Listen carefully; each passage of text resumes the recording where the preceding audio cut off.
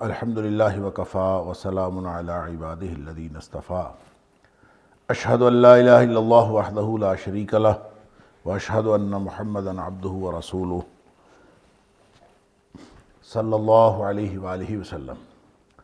اللہم صلی علی محمد وعلی آل محمد کما صلیت علی ابراہیم وعلی آل ابراہیم انک حمید مجید۔ اللہم بارک علی محمد وعلی آل محمد کما بارکت علی ابراہیم وعلی آل ابراہیم انک حمید مجید۔ اما بعد فاعوذ باللہ السمیع العلیم من الشیطان الرجیم من ہمزہ ونفخہ ونفثہ۔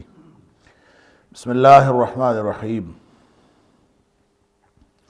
ان الذین حقت علیہم کلمۃ ربک لا یؤمنون ولو جاءتهم كل آیۃ حتی یروا العذاب العلیم۔ بے شک وہ لوگ جن پر تیرے رب کی بات ثابت ہو گئی وہ ایمان نہیں لائیں گے، چاہے ان کے اوپر ہر طرح کی نشانی آ جائے، یہاں تک کہ وہ دردناک عذاب کو دیکھ لیں۔ آیت نمبر 96 سے آغاز ہو رہا ہے آج سورہ یونس کی۔ اللہ کی توفیق سے گزشتہ درس کے اختتام پر جو آیت نمبر 94 اور 95 پر گفتگو ہوئی تھی، اسی کے تناظر میں آج کی اس پہلی آیت کو آپ سمجھ لیجئے کہ پچھلی دو آیات میں اللہ تعالیٰ نے دو حکم دیے، ایک تو شک کرنے والوں میں سے نہ ہونا، اور دوسرا یہ کہ جھٹلانے والوں میں سے نہ ہونا۔ فَلَا تَكُونَنَّ مِنَ الْمُمْتَرِينَ آیت نمبر 94 میں فرمایا، اور آیت نمبر 95 میں فرمایا کہ وَلَا تَكُونَنَّ مِنَ الَّذِينَ كَذَّبُوا بِآيَاتِ اللَّهِ،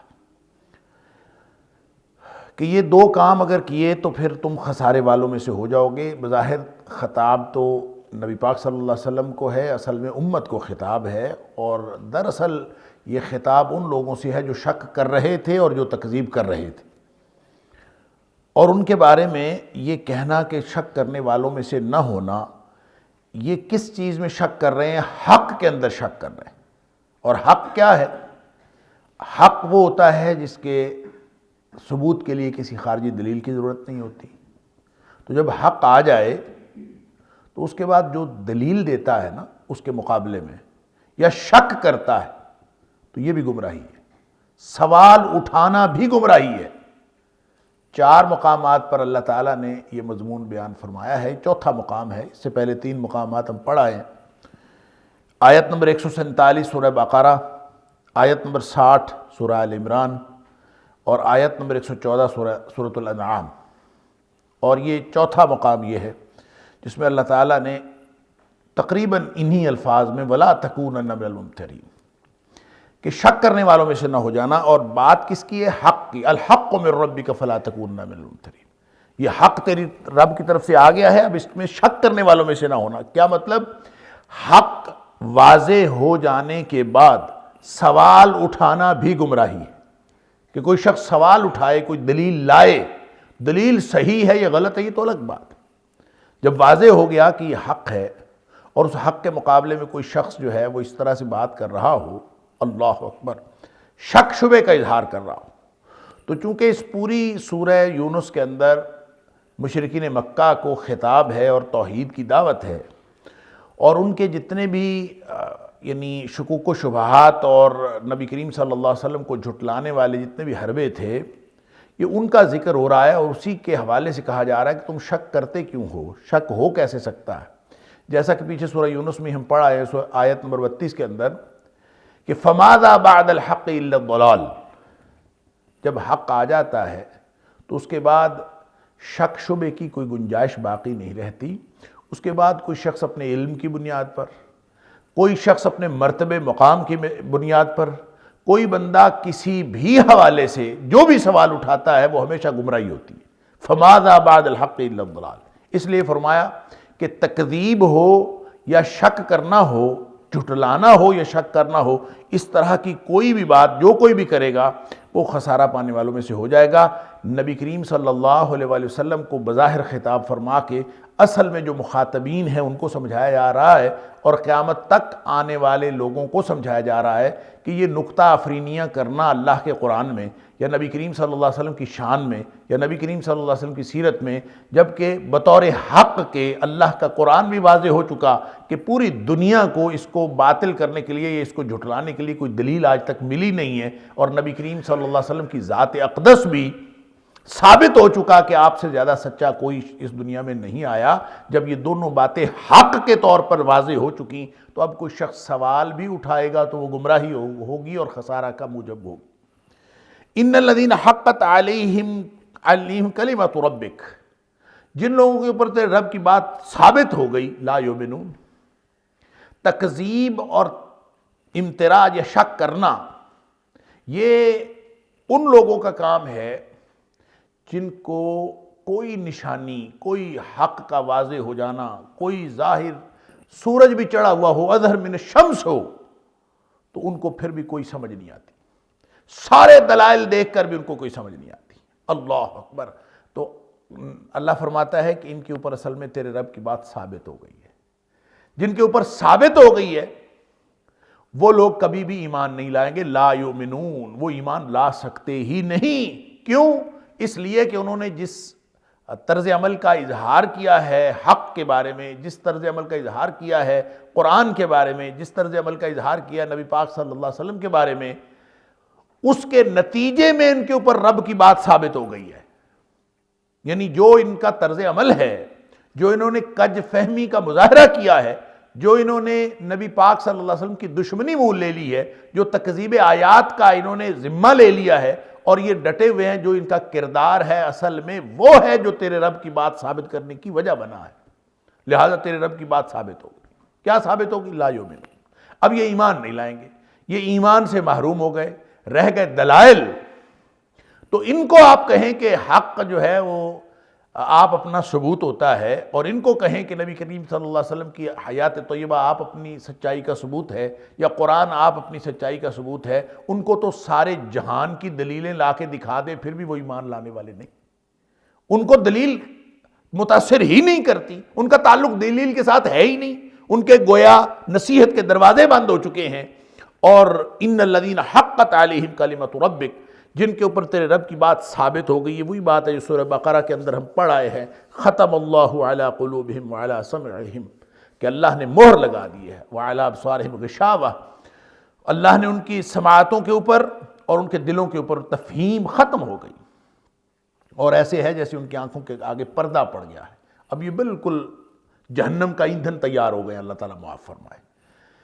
وَلَوْ جَاءَتْهُمْ كُلُّ آیَةٍ، آپ کا خیال یہ ہے کہ حق اپنے اظہار کے لیے ان کو کافی ہو جائے، اور نبی پاک صلی اللہ علیہ وسلم کی ذات اقدس اپنی سچائی کے لیے ان کو کافی ہو جائے؟ وہ اپنی نوعیت میں کافی ہے، لیکن ان کے جو فہم و ادراک کے دروازے بند ہو گئے ہیں، اور نصیحت کے اور ایمان لانے کے امکانات ختم ہو گئے ہیں، لہٰذا ان کو چاہے دنیا کائنات کی جتنی مرضی دلیلیں ان کو دکھا دو، وَلَوْ جَاءَتْهُمْ كُلُّ آیَةٍ، جتنی مرضی دلائل ان کو لا کے دکھا دو، حَتَّى يَرَوْا الْعَذَابَ الْأَلِيمَ، یہ صرف ایمان اس وقت لائیں گے جب یہ دردناک عذاب اپنے سامنے دیکھ لیں گے۔ اللہ اکبر۔ جب عذاب دیکھیں گے تو پھر ایمان لے آئیں گے۔ جو عذاب دیکھ کے ایمان لاتا ہے تو اس کا تو فائدہ ہی کوئی نہیں ہوتا۔ ایمان لانا عذاب آنے سے پہلے یہ نفع بخش ہے۔ جب عذاب آ گیا تو پھر تو فرعون نے بھی کہا تھا کہ میں ایمان لایا موسیٰ علیہ السلام اور ہارون علیہ السلام کے رب پر، ڈبکی لگنے پر اور عذاب کا مزہ چکھنے پر اس نے بھی ایمان کا اظہار کر دیا تھا۔ لہٰذا یہ کہنا کہ یہ ایمان لا یؤمنون ولو جاءتہم کل آیۃ حتی یروا العذاب العلیم، کہ یہ جب تک عذاب علیم کو نہ دیکھ لیں اس وقت تک ایمان نہیں لائیں گے، مطلب کہ ایمان لانے کی گنجائش ختم ہو چکی ہے۔ عذاب دیکھ کر ایمان لانے کا تو مطلب ہی کوئی نہیں، اس کا اس وقت تو فائدہ ہی کوئی نہیں ہے۔ اللہ تعالیٰ نے سورہ مومن کے اندر فرمایا، آیت نمبر 84 اور 85 کے اندر، کہ فَلَمَّا رَأَوْا بَأْسَنَا قَالُوا آمَنَّا بِاللَّهِ، جتنے بھی لوگ گزرے ہیں، جتنی بستیاں تباہ و برباد ہوئی ہیں، ہر ایک نے عذاب دیکھ کر ایمان کا اظہار کر دیا تھا۔ لہٰذا جس نے بھی ایمان کا اظہار کیا عذاب دیکھ کر اس کو کوئی فائدہ نہ ہوا۔ اللہ اکبر۔ اور انہوں نے کہہ دیا قالوا آمنا باللہ وحدہ، ہم ایک اللہ پر ایمان لاتے ہیں، وکفرنا بما کنا بہ مشرکین، اور اپنے شرک سے بیزاری کا اعلان کیا انہوں نے جو وہ اب تک کرتے رہے تھے۔ لیکن یہ کب کیا؟ عذاب دیکھنے کے بعد۔ تو اللہ تعالیٰ فرماتا ہے وہاں سورہ مومن کے اندر فَلَمْ يَكُ يَنْفَعُهُمْ إِيمَانُهُمْ لَمَّا رَأَوْا بَأْسَنَا، جب ہمارا عذاب وہ دیکھ لیتے ہیں تو پھر اس کے بعد ان کو ایمان نفع دینے والا ہو سکتا ہی نہیں، ایمان ان کو نفع نہیں دے سکتا۔ اللہ اکبر۔ سنت اللہ التی قد خلت فی عبادہ، یہی سنت اللہ کی چلی ہے، یہی سنت اللہ کی ساری اقوام کے اندر چلتی آ رہی ہے کہ جب عذاب آ جاتا ہے تو اس وقت ایمان فائدہ نہیں دیتا۔ وَلَمْ يَكُ يَنْفَعُهُمْ إِيمَانُهُمْ لَمَّا رَأَوْا بَأْسَنَا، جب ہمارا عذاب وہ دیکھ لیتے ہیں تو اس کے بعد جتنے مرضی اعلانات کرتے رہیں ان کا ایمان ان کو فائدہ نہیں دیتا۔ وَخَسِرَ هُنَالِكَ الْكَافِرُونَ، ایسے کافر جو ہیں وہ ہمیشہ خسارہ پا جاتے ہیں۔ یہ بات اللہ تعالیٰ نے سورہ مومن کے اندر ارشاد فرما دی۔ اور یہاں بھی حتیٰ یروا العذاب العلیم کا معنی یہ ہے کہ ان کو عذاب آنے کے بعد ایمان کی گنجائش ختم ہو جاتی۔ لیکن یہاں اگلی آیت میں، آیت نمبر 98 کے اندر اللہ تعالیٰ نے ایک استثناء ذکر فرمایا۔ فرمایا فَلَوْلَا كَانَتْ قَرْيَةٌ آمَنَتْ فَنَفَعَهَا إِيمَانُهَا إِلَّا قَوْمَ يُونُسَ لَمَّا آمَنُوا كَشَفْنَا عَنْهُمْ عَذَابَ الْخِزْيِ فِي الْحَيَاةِ الدُّنْيَا وَمَتَّعْنَاهُمْ إِلَىٰ حِينٍ، پس کیوں نہ ہوئی کوئی بستی، فَلَوْلَا كَانَتْ قَرْيَةٌ، کیوں نہ ہوئی ایسی بستی آمنت کہ وہ ایمان لاتی، فَنَفَعَهَا إِيمَانُهَا، اور اس کا ایمان اس کو نفع دیتا، ایمان اس کے لیے فائدہ مند ہوتا۔ یعنی کبھی کوئی نہیں ہوئی، ایسا کبھی نہیں ہوا۔ یہ زجر و توبیخ کے لیے ہو، ایسا کیوں نہیں ہوا؟ کیا مطلب کہ کوئی لوگ ایمان پہلے سے کیوں نہیں لے آتے؟ یعنی جب عذاب آ جاتا ہے تو پھر تو کوئی نفع نہیں دیتا ایمان، تو ایسا کیوں نہیں ہوتا کہ کوئی شخص، کوئی بستی ایمان لائے اور ان کا ایمان ان کو فائدہ دے عذاب آنے سے پہلے۔ الا قوم یونس، ایک استثناء ہے سوائے قوم یونس کے۔ یونس علیہ السلام کی قوم عذاب آنے کے بعد بھی اللہ نے ان کا عذاب ٹال دیا۔ کیا ہوا؟ لما آمنوا، جب وہ ایمان لائے یونس علیہ السلام کی قوم، کشفنا عنہم عذاب الخزی فی الحیات الدنیا، ہم نے ان کا دنیاوی زندگی کا عذاب ٹال دیا، ہٹا دیا ان کے دنیاوی زندگی کا عذاب۔ یہ ایک استثناء ہوا ہے۔ وَمَتَّعْنَاهُمْ، اور فائدہ دیا ہم نے ان کو، اِلیٰ حین، ایک خاص وقت تک کے لیے، یعنی کچھ وقت ان کو مہلت مل گئی اور فائدہ حاصل کرنے کا موقع مل گیا۔ اب یہ کیا استثناء ہے حضرت یونس علیہ السلام کی قوم کا؟ یہ سورت کا نام بھی یونس ہے، اور یہاں یہ آیت نمبر 98 کے اندر اللہ تعالیٰ نے فرمایا کہ ان کو استثناء ملا تھا۔ عذاب آنے کے بعد وہ ایمان لائے اور ایمان لانے پر ان کا عذاب ٹل گیا اور عذاب چھٹ گیا۔ اللہ اکبر۔ اور یہ اس قانون کے جو ابھی پچھلی آیت میں ذکر کیا گیا، یا پھر سورہ مومن کے حوالے سے جو میں ابھی ذکر کر رہا تھا، آیت میں 84 اور 85 میں اللہ تعالیٰ نے فرمایا کہ جب وہ ہمارا عذاب دیکھتے ہیں تو یہ ساری بستیاں جو تباہ و برباد ہوئیں وہ ایسے کرتے رہے، فَلَمَّا رَأَوْا بَأْسَنَا، جب بھی انہوں نے ہمارا عذاب دیکھا، قَالُوا آمَنَّا بِاللَّهِ وَحْدَهُ، اور انہوں نے کہا کہ ہم اللہ پر ایمان رکھتے ہیں، وَكَفَرْنَا بِمَا كُنَّا بِهِ مُشْرِكِينَ، کہ جو ہم شرک کرتے تھے اس ہم بیزار ہیں، یہ اعلان کیا انہوں نے، لیکن ایمان اس وقت کا فائدے والا ہوتا ہی نہیں جب اللہ کا عذاب آ جائے۔ لہذا فَلَمْ يَكُ يَنْفَعُهُمْ إِيمَانُهُمْ لَمَّا رَأَوْا بَأْسَنَا، اللہ کی سنت یہ ہے، اللہ کا قانون یہ ہے کہ جب وہ ہمارا عذاب دیکھ لیتے ہیں تو اس وقت ایمان فائدہ نہیں دیتا۔ سنت اللہ التی قد خلت فی عبادی، جو فی عبادی، جو اس کے بندوں کے اندر سنت چل رہی ہے، طریقہ چل رہی ہے، دستور چل رہا ہے، وہ یہی۔ یونس علیہ السلام کے ساتھ جو ہوا خاص استثناء اللہ تعالیٰ نے یہاں پہ ثابت کر دیا اور یہ فرما دیا کہ ان کے ساتھ استثناء ہوا، تو اس کی کہانی کیا ہے؟ کیونکہ تفسیری کہانی ہے اور قرآن حکیم میں تو صرف اشارات موجود ہیں مختلف مقامات پر، تو اس کہانی میں مفسرین میں تھوڑا سا کم و بیش ہوا ہے، یعنی کسی نے کہا کہ کہانی اس طرح سے تھی، کسی نے کہی کہانی اس طرح تھی، لیکن مشترک بات یہ ہے کہ حضرت یونس علیہ السلام کی قوم پر عذاب آیا اور ان کے توبہ استغفار کرنے پر ٹل گیا۔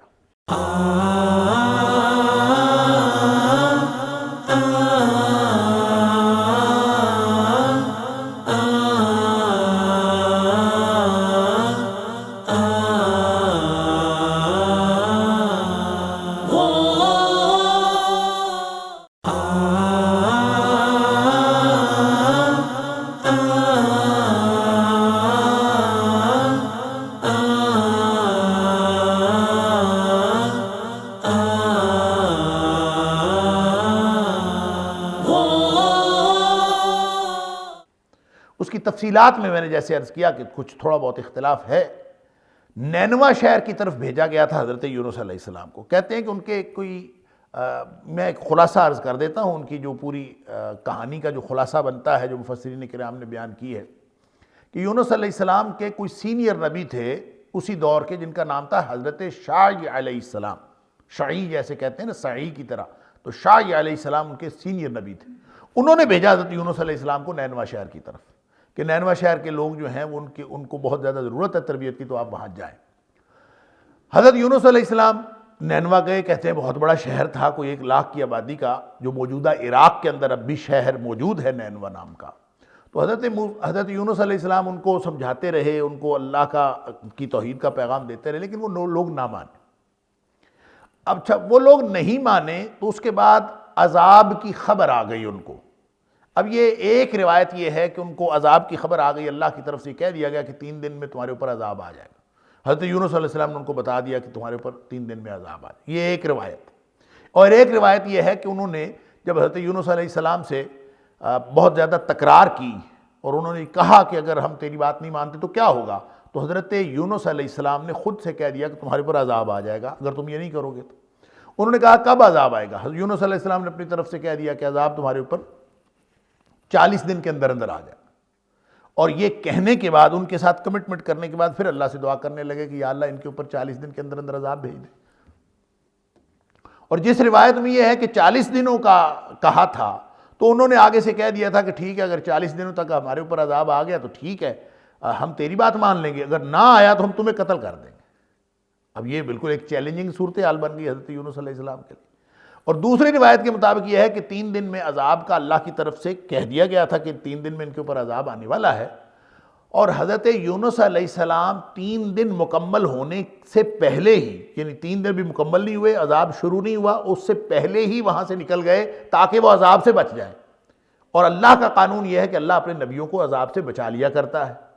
اب دیکھتے ہیں کہ قوم عاد پر عذاب آیا، حضرت ہود علیہ السلام کو اللہ نے بچا لیا۔ قوم ثمود پر عذاب آیا اور حضرت صالح علیہ السلام کو اللہ تعالیٰ نے بچا لیا اور ان کے ساتھیوں کو بچایا۔ قوم لوط پر عذاب آیا، لوط علیہ السلام کی بیٹیاں بچ گئے۔ یعنی جہاں بھی کہیں عذاب آیا ہے تو اللہ تعالیٰ اپنے، اور نوح علیہ السلام کو اللہ تعالیٰ نے بچا لیا۔ تو جن بستیوں پر بھی عذاب آیا ہے اللہ اپنے نبیوں کو بچا لیا کرتا ہے، لیکن اللہ کی طرف سے اذن ہوتا ہے، ہجرت کر جانے کا اللہ کی طرف سے اذن ہوتا ہے۔ اللہ تعالیٰ اعلان کرتا ہے، اللہ تعالیٰ اجازت دیتا ہے اپنے نبی کو، تو پھر وہ ہجرت کرتے ہیں۔ اب دیکھ لیں نبی اکرم صلی اللہ علیہ وسلم کی حیات طیبہ میں جو ہجرت کا موقع آیا ہے تو دوسرے لوگوں کو نبی پاک صلی اللہ علیہ وسلم نے ہجرت کرنے کی اجازت دے دی، تو خود اللہ کی طرف سے اجازت نہیں آئی تو انتظار کرتے رہے۔ حضرت ابوبکر صدیق رضی اللہ تعالیٰ اونٹنیاں تیار کر کے بیٹھے ہوئے تھے اور روز پوچھتے تھے اجازت کا حکم ہوا، اجازت ہوئی ہے کہ نہیں، ہجرت کا اذن ہوا ہے کہ نہیں ہوا، تو وہ پوچھتے رہتے تھے۔ اور جس دن اللہ کی طرف سے حکم ہوا اس دن نبی پاک صلی اللہ علیہ وسلم وہاں سے ہجرت کر گئے۔ تو حضرت یونس علیہ السلام اللہ کے اذن کے بغیر 3 دن مکمل ہونے سے پہلے وہاں سے چلے گئے، اور جانے کا مقصد یہ تھا کہ عذاب آئے تو کہیں میرے اوپر نہ آ جائے، اور وہ تقاضے انسانی کے تحت اور فطری تقاضے کے تحت کہ میں عذاب سے بچ جاؤں، وہ اللہ کے اذن کے بغیر وہاں سے نکل گئے تھے۔ وہ جگہ چھوڑ دی تھی، انتظار کرتے رہے ان کے اوپر عذاب آئے گا، لیکن ان کے اوپر جب عذاب آیا تو کہتے ہیں کہ عذاب کے بھی آثار ہی نمایاں ہوئے تھے کہ دھواں پھیل گیا ہر طرف، یا انتہائی گہرے بادل چھا گئے، دھوئیں کے ہی بادل تھے اور ہر جگہ پہ دھواں بھر گیا، سانس لینا دشوار ہو گیا۔ ان کو سمجھ تو آ گئی کہ یہ عذاب آنے کی کیفیت بن گئی، یہ عذاب ہے، لیکن اب وہ کریں کیا؟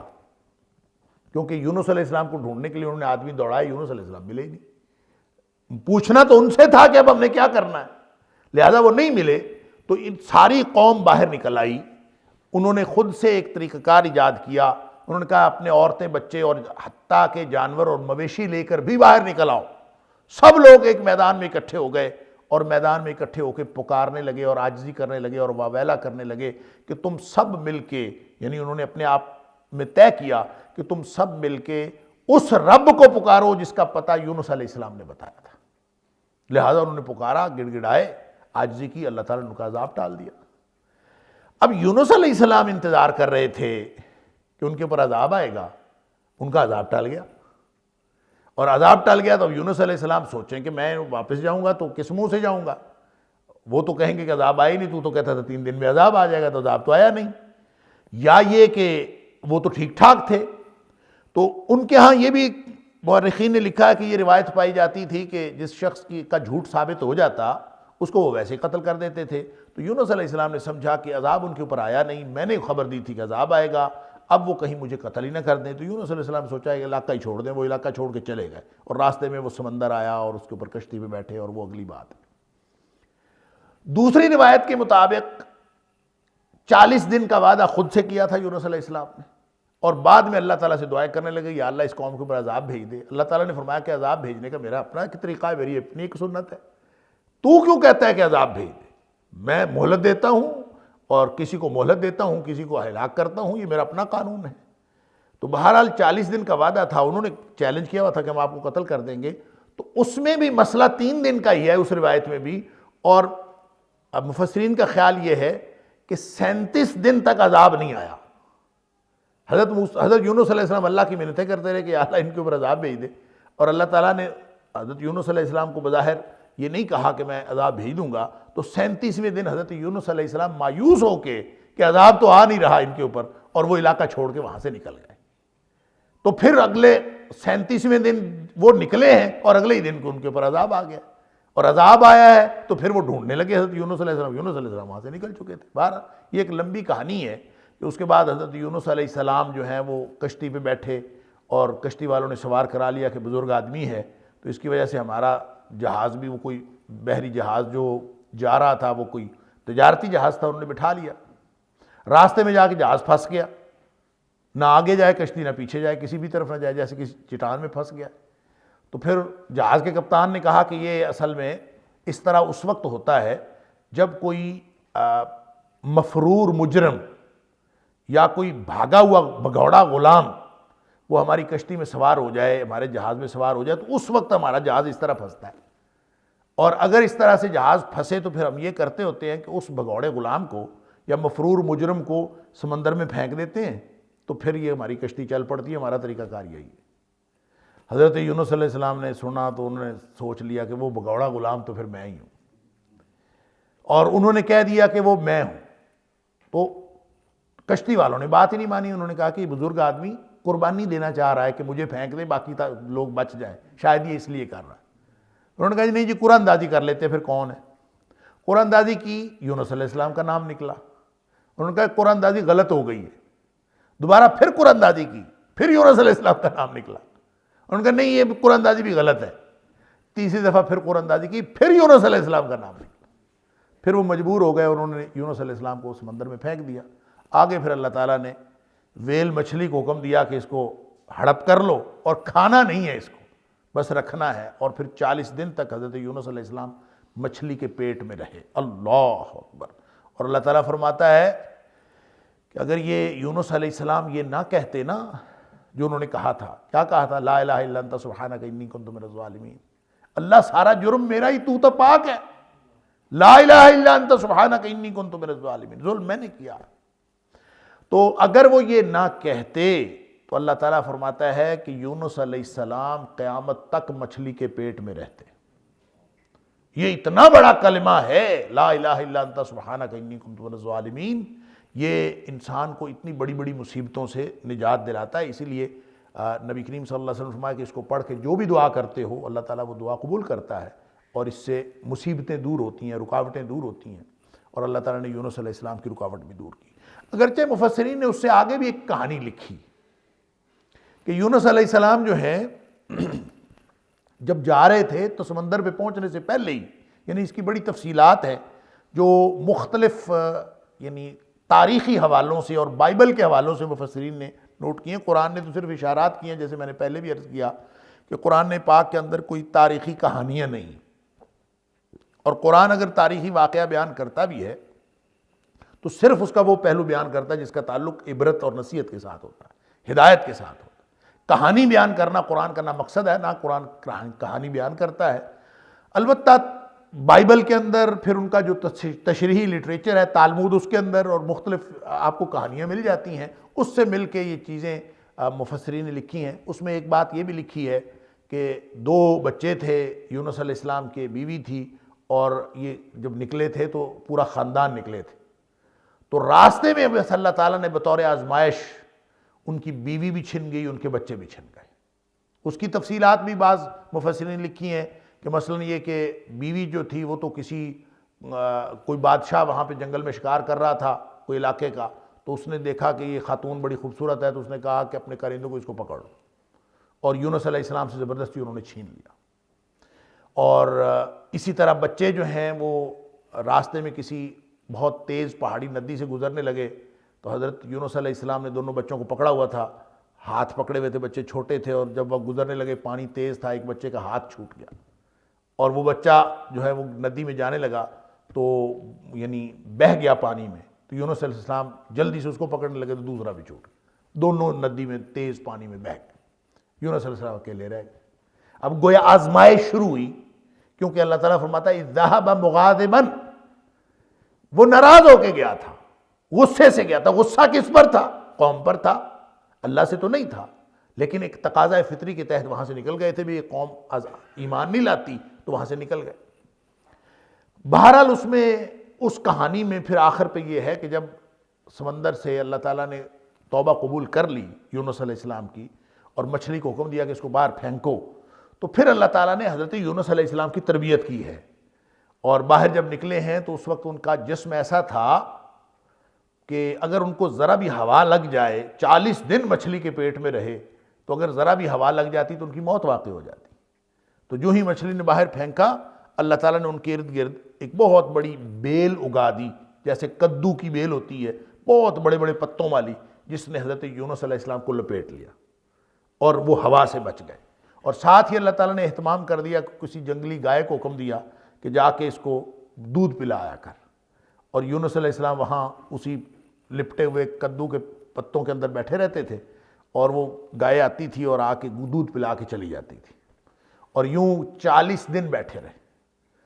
اور 41ویں دن یونس علیہ السلام نے، وہ گائے نہیں آئی، دودھ پلانے نہیں آئی، اللہ تعالیٰ سے دعا کی یا اللہ وہ دودھ پلانے نہیں آئی، تو اللہ تعالیٰ نے فرمایا کہ کوئی ضروری ہے کہ وہ دودھ پلانے آئے؟ تو نہ بھی آئے تو کیا فرق پڑتا ہے؟ عرض کیا اللہ عادت بن گئی ہے، اور 40 دن میں عادت بنتی ہے۔ یہ جو 40 دنوں کا بعض روایات میں بھی ذکر ہے 40 دنوں کا، تو 40 دن میں کسی چیز کی عادت بنتی، تو 40 دن 41ویں دن وہ نہیں ہے، عادت بن گئی، اللہ کیا کروں؟ فرمایا تو مجھے کیوں کہتا تھا کہ عذاب دے؟ میری بھی تو عادت ہے کہ میں لوگوں پر فوری عذاب نہیں کرتا۔ تو سمجھاتا گیا اللہ تعالیٰ ساتھ ساتھ۔ تو بہرحال اس کے بعد پھر وہاں سے نکلے، اللہ تعالیٰ نے حکم دیا واپس جاؤ، تو وہ جو بچے تھے اور جو بیوی تھی وہ بھی اللہ تعالیٰ نے بہت حفاظت کے ساتھ رکھی ہوئی تھی۔ وہ جو بادشاہ اٹھا کے لے گیا تھا، تو کہتے ہیں کہ اس کا درد ہی ختم نہیں ہو رہا تھا، اور وہ ڈھونڈتے پھر رہے تھے کہ اس اللہ کے ولی کو ڈھونڈو کہ جس کی بیوی ہے، تاکہ اس کو واپس کریں اور اس سے معافی مانگیں، وہ بھی ڈھونڈ رہے تھے۔ اور وہ جو بچے تھے وہ بھی کسی دھوبی نے پکڑ لیے تھے، اور وہ بھی ڈھونڈتے پھر رہے تھے کہ ان کا والد کدھر ہے۔ تو جب واپس جا رہے تھے تو اللہ تعالیٰ نے بچے بھی دے دیے، بیوی بھی دے دی۔ بہرحال یہ ایک آزمائش تھی، ایک حضرت یونس علیہ السلام کا قصہ یعنی ہر اعتبار سے ایکسیپشنل ہے۔ خود یونس علیہ السلام اس طرح کبھی کوئی نبی نہیں کرتا کہ اللہ کی اجازت کے بغیر وہاں سے چلا جائے۔ اور مفسرین نے عذاب ٹل جانے کی وجہ بھی یہ بتائی ہے۔ مفسرین کا خیال یہ ہے کہ ان کے عذاب ٹل جانے کی کیا وجہ ہے، حالانکہ عذاب آ جانے کے بعد تو ایمان قبول ہی نہیں ہوتا، تو ان کا ایمان کیوں قبول ہو گیا؟ ان کے ایمان کی وجہ سے عذاب کیوں ٹل گیا؟ یہ استثناء کیوں ہے؟ اس کی وجوہات میں 2 وجوہات مفسرین نے اپنی عقلی تعبیر کے تحت اور عقلی توجیہ کے تحت بیان کی ہیں۔ ویسے تو اللہ تعالیٰ نے جب استثناء بیان کر دیا تو اس کا مطلب استثناء ہے، ایمان لانے کے بعد ان کو اللہ تعالیٰ نے عذاب ٹال دیا، بس ٹال دیا۔ اور اللہ فرماتا ہے کہ یونس علیہ السلام کی قوم کے علاوہ کسی کے ساتھ ایسا نہیں ہوا۔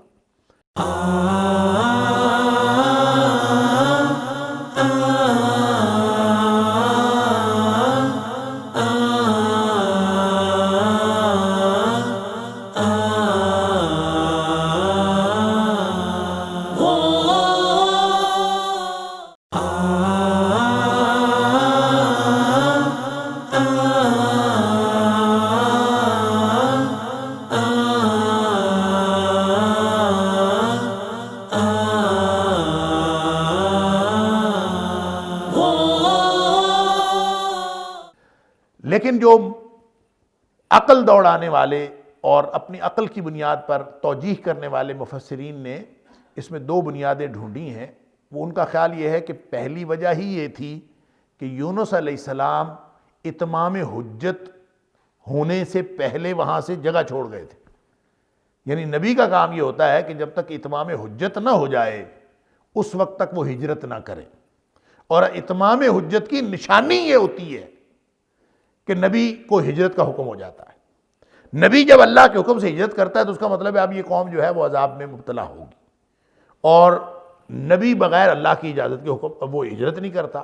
تو چونکہ حضرت یونس علیہ السلام اللہ کے حکم کے بغیر ہجرت کر گئے تھے اس لیے اتمام حجت پورا نہیں ہوا تھا اور حجت تمام نہیں ہوئی تھی. جب حجت تمام نہیں ہوئی تو عذاب کے آثار آئے ہی تو انہوں نے توبہ کی اور اللہ تعالیٰ نے توبہ قبول کر لی اس لیے کہ اتمام حجت میں ابھی کسر باقی تھی کیونکہ وہ بغیر اجازت کے چلے گئے تھے. اور دوسرے لوگوں کا خیال یہ ہے کہ عذاب ابھی آیا ہی نہیں تھا بلکہ عذاب کے آثار ہی نمایاں ہوئے تھے اور یہ اس مرحلے کا عذاب نہیں تھا جو ایمان لانے کے باوجود نہیں ٹلتا. ابھی وہ مرحلہ باقی تھا کہ انہوں نے آثار دیکھ کے کیونکہ حضرت یونس علیہ السلام نے ان کو کہہ دیا تھا کہ 3 دن میں عذاب آ جائے گا تو وہ انتظار تو کر رہے تھے کہ کسی بھی وقت عذاب آ سکتا ہے. لہٰذا جو ہی انہوں نے آثار دیکھے عذاب کے اسی وقت انہوں نے گڑ گڑانا شروع کر دیا. گویا عذاب کی وہ کیفیت ابھی طاری نہیں ہوئی تھی جس کے بعد ایمان فائدہ نہیں دیتا.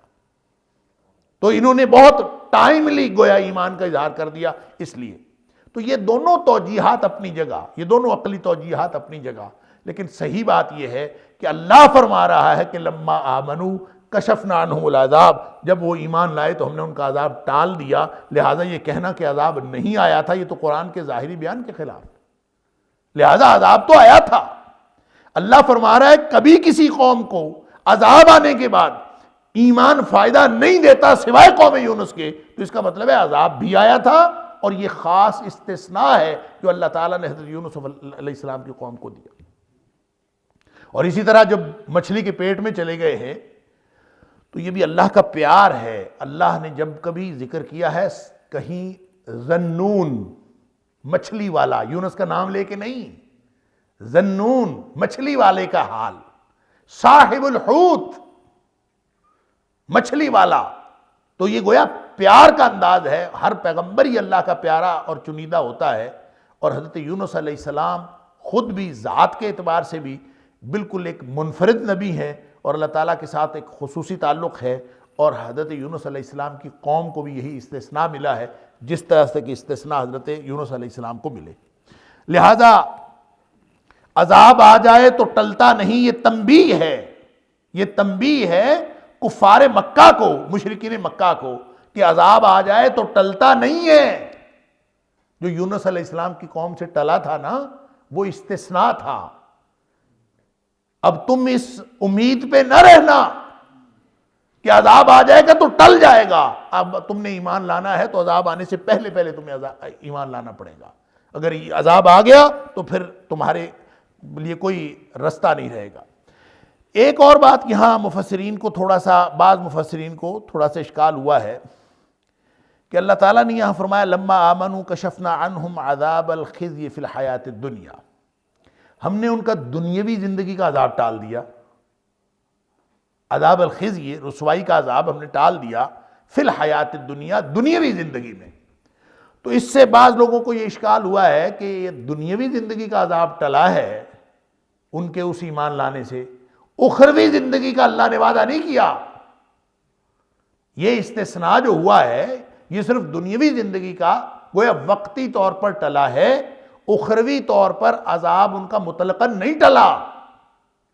اس سے ان الفاظ سے لوگوں نے یہ مفہوم بھی لیا.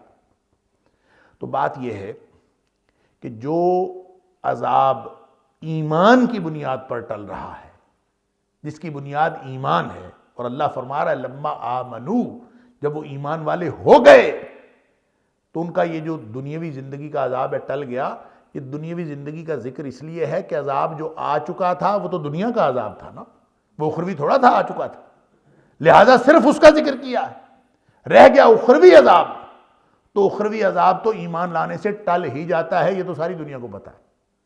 یہ تو ساری دنیا کو معلوم ہے کہ جو ایمان لے آئے مرنے سے پہلے پہلے اور عذاب آنے سے پہلے پہلے، اللہ تعالیٰ اس کا اخروی عذاب بھی ٹال دیتا ہے۔ لہٰذا کوئی اشکال اس میں نہیں ہے کہ جب وہ ایمان لے آئے، اگر وہ ایمان پر ہی مرے، اگر ایمان کے ساتھ ہی ان کی موت واقع ہوئی، تو اللہ تعالیٰ دنیاوی عذاب کے ساتھ ساتھ اخروی عذاب بھی ان سے ٹال دے گا۔ البتہ کوئی شخص اگر مرنے سے پہلے پھر مرتد ہو جائے یا جہنمیوں والے کام شروع کر دے تو یہ الگ بات ہے کہ پھر اس کا ایمان لانا اس کو کوئی فائدہ نہیں دے گا۔